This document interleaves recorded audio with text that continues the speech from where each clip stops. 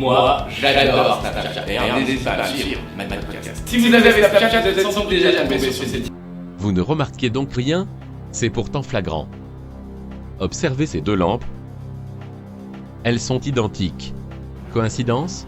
Non, je ne crois pas que cela soit une simple coïncidence. Mais alors, qu'est-ce que c'est?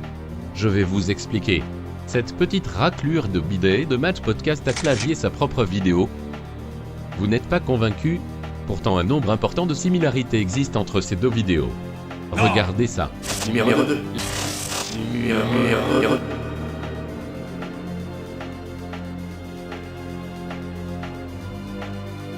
Stop, vous le sentez venir?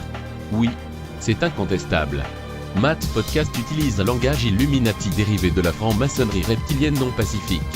Tout comme dans la première vidéo. Ma théorie?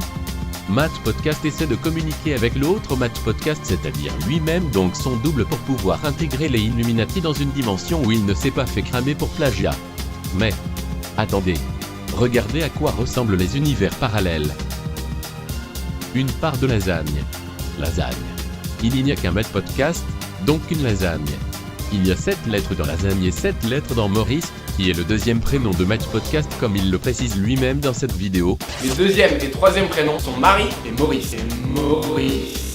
Les lasagnes sont donc la clé du voyage spatio-temporel de Matt Podcast. Concentrons-nous. Qu'est-ce qui rime avec lasagne? Champagne, campagne, Bretagne, Cagagne. Cagagne. Dans le sud, Cagagne signifie diarrhée. Que voit-on dans cette vidéo?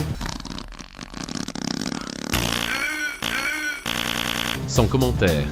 Mais, comment Matt Podcast a-t-il pu voyager dans le cosmos? Selon Sylvain Durif, il n'y a que la Vierge Marie dans son vaisseau couleur or de forme ovoïdale qui puisse le faire. Donc j'ai été abducté en fait par un vaisseau, un des vaisseaux de la Vierge Marie. Donc, Matt Podcast ne serait-il pas de pair avec la Sainte Marie?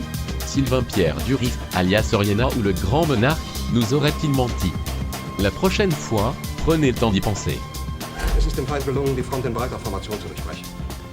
Im Süden hat der Gegner Zossen genommen und stößt auf Stahnsdorf vor. Der Feind operiert jetzt am nördlichen Stadtrand zwischen Frohnau und